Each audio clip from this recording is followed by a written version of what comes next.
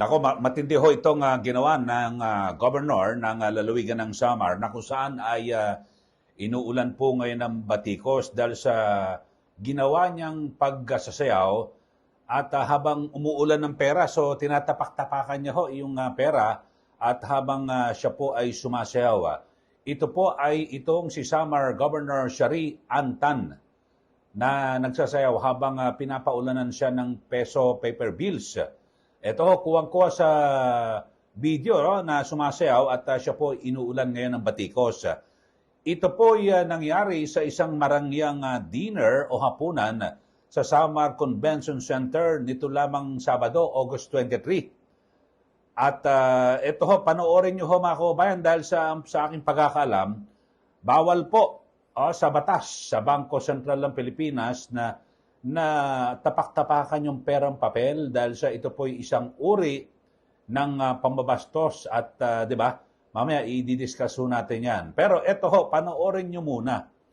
Ito hong video na kung saan ay itong si Governor Shari Antan ay nagsasayaw habang tinatapak-tapakan itong peso paper bills. Ayan umuulan ho ng pera. Panoorin po ninyo itong video footage.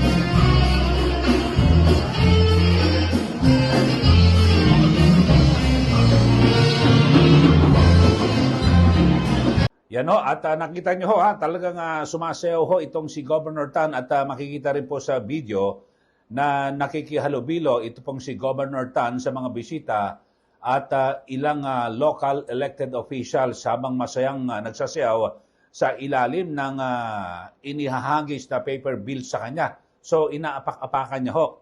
At syempre umaani nga ito ng batiko sa mga netizen. Pero ito ho, nag-research po tayo. Ayon po sa batas po ng Bangko Sentral ng Pilipinas, ay ito mahalagang punto ito. At yung paggalang po sa pera. Ang pera ng Pilipinas ay itinuturing na opisyal na ari-arian ng Estado at kailangang tratuhin ng may paggalang.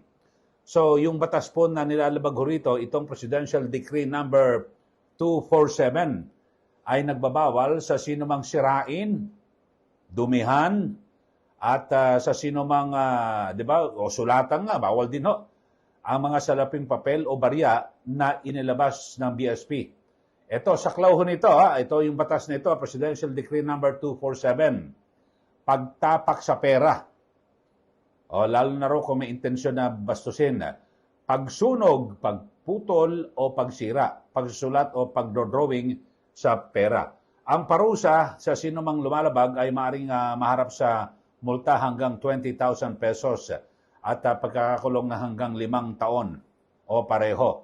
So, sa madaling salita, bawal po tapak-tapakan itong pera. Kayo sa ating mga viewers, sa ating mga suki dito po sa ating channel, ay ano po ang inyong masasabi sa inyong pong napanood na tinatapak-tapakan ni Governor Tan yung pera at habang siya po ay nagsasalita. Bagamat meron pong nakarating sa atin na ulat na ito raw po ay tradisyon na sa kanilang probinsya.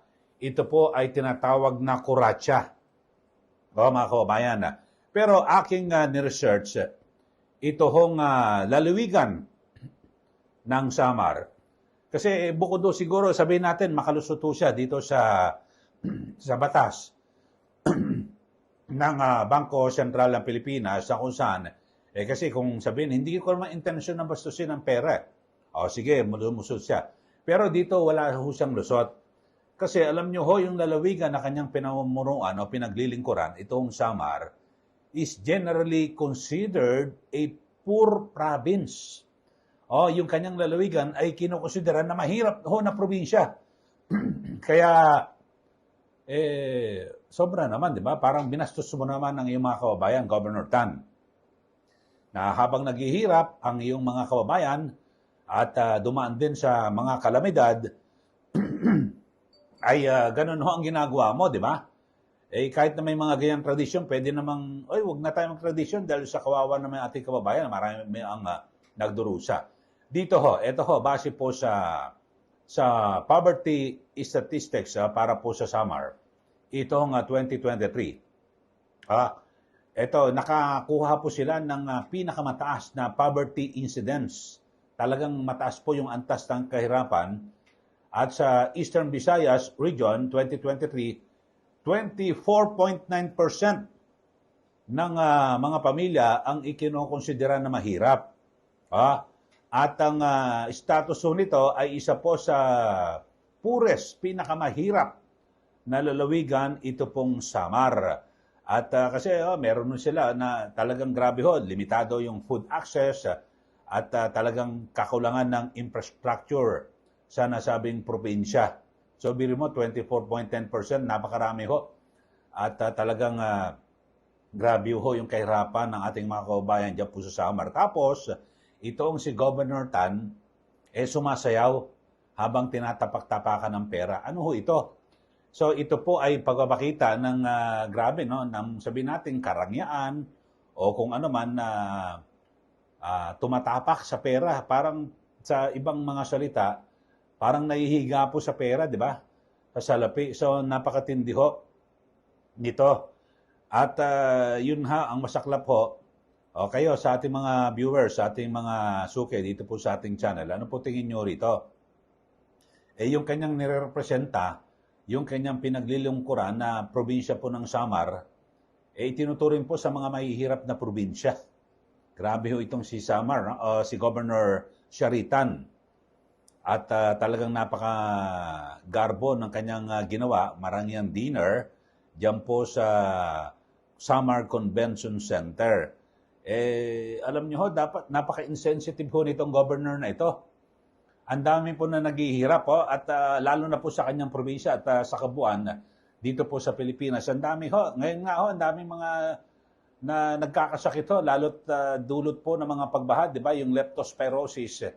Talagang umaapaw po yung mga ospital. Diyan lang dito sa may Quezon City, sa NKTI, ang dami po mga sakit na leptospirosis. Saan galing yon? Sa baha. Di po ba? At bakit bumabaha? Dahil sa palpakhon na flood control project ng gobyerno. At sa katunayan, mismong si Pangulong Marcos Jr. mismo, nakita niya ho sa dalawang mata niya. Yung sa Bulacan, meron siyang saksihan doon na ghost project, multo. Pinaglaanan ng 55 million pesos ng gobyerno. Tapos ni isang hollow block walang nakita. Tapos sumunod ho yan ngayong weekend, nagtungo mismo si Pangulong Marcos dyan po sa Tuba, Benguet. At nakita niya ho yung project ko na 261 million pesos na pinaglaanan para po sa flood control, wala po nangyari. Nasira ho. Kaya, grabe ho, di ba? Yung nangyari ho dyan sa may, sa Tuba Benguet. Yan po'y matagal na rin isinisigaw ni Baguio City Mayor Benji Magalong na yung rock netting project na yan talagang pinagkakwartahan. Ngayon, umamin mismo si Pangulo Marcos Jr. na meron na po siyang kilala na supplier na ang sabi niya ay 3,000 lang po ang halaga. Ang ginawa ho, bawat isa, piraso, ang ginawa ho ng DPWH, ginawang 12,000. Laki ho ng tongpats. 75%, 4 na beses na mas malaki kumpara sa original na presyo. Tapos, bukod do sa pagpapatong, substandard pa ho mga kababayan. So, siguro sa ibang mga materyales ng paggawa ng proyekto, so binabaan pa dahil sa grabe ho yung tongpats. Sana ho ay magsilbi ho itong babala sa ating mga opisyal ng gobyerno. At siguro maganda ho ay tularan din ho ng iba pang mga politiko. Yung ginawa ho ng Batang Lebiste, yung neophyte congressman dyan po sa 1st District ng Batangas, si Congressman Leandro Legarda Lebiste, na kung saan ay tinangkaw siyang suhulan ng hanggang 360 million pesos para lang daw po wag nang makialam, wag nang mag-imbestiga sa kanyang distrito sa mga sinasabing di umano'y mga ghost project at substandard na proyekto. Pero siguro hindi ho alam ng district engineer na si Abelardo Calalo na bilyonaryo po itong congressman na ito. Nako, bago siya pumasok sa politika, bilyonaryo po ito kasi meron mo siyang kumpanya, yung sa solar po ito. At ayon po sa report ay bilyon ang kinita ho niya. Siguro hindi ho nag-research ito pong yung district engineer na si Abelardo Calalo, sinususpendido na raw po ito, sabi po ng DPWH, ino-opera niya. Tapos may dalaw siyang cash, 3.1 million. Tapos sabi, kinabukasan, magdadala ulit akong 15 million na cash. Pauna lang yan. Tapos magkakaroon siya ng 5 to 10% na tongpats o kickback sa kasalukuyang 2025 budget. Kasi andyan na, tumatakbo na yung budget Tapos pagdating daw ho ng 2026, yung budget doon, pwede siyang makakaroon ng kickback na 15% hanggang 20%. So grabe ho ito, mga kababayan. So maaaring ito po ay sumasalamin sa iba pang mga distrito o lugar dito po sa ating bansa na ganyan po yung kalakalan o kalakaran ng mga opisyal po o district engineer ng DPWH. Yun ho. So, balikan ho natin sa pagkalahatan yung ating pinag-usapan ngayon, itong si Samar Governor Shari Antan. Grabe ho yung pambabastos. Hindi lang po sa pera yung ginawa niyang pambabastos, kundi sa kanyang mga kababayan dyan po sa Samar na patuloy na dumadanas ng kahirapan. At batay po sa talaan, ang probinsya ng Samar ang isa po sa pinakamahirap na lalawigan dito po sa ating bansa. Kahit man tradisyon yan, putulin na yan, tradisyon na yan. Dahil bilang isang politiko, dapat ikaw ay nagsisilbing modelo, di ba? Para magpakita ng magandang ehemplo sa iyong mga kababayan at bilang opisyal ng gobyerno na dapat ikaw ay namumuhay ng isang pangkaraniwan, di ba? At normal na tao at nakukuha o nakikita nyo, naramdaman nyo yung paghihirap ng taong bayan. Okay, sa mga bago lang sa ating channel, ulitin ko, mag-subscribe na po kayo at huwag niyo pong kalimutan na i-like at i-share. Maraming salamat muli. Ito po si Ka Eli. Magandang araw po sa ating lahat.